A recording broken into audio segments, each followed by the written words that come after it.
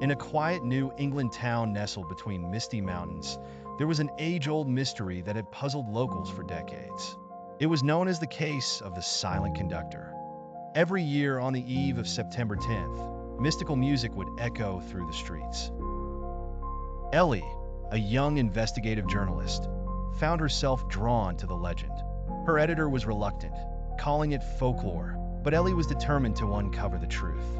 Armed with nothing but her notebook and curiosity, she traveled to the heart of the enigmatic town. The townspeople were reticent, a habit long ingrained in them through years of tradition.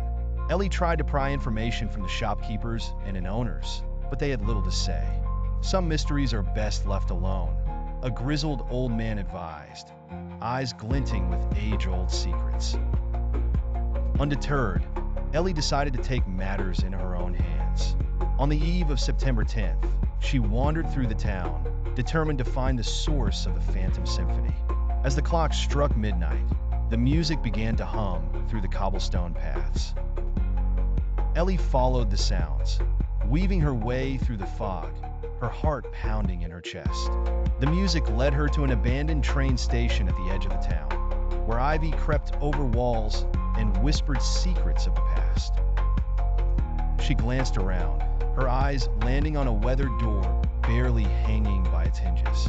Pushing it gently, she entered, and the melody became almost tangible, as if she could reach out and touch it.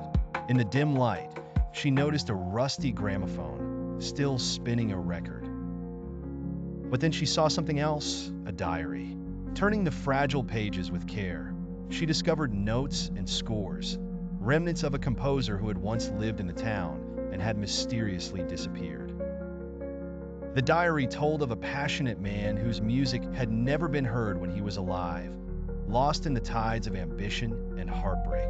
Driven by this discovery, Ellie unearthed letters and concert programs hidden within the train station.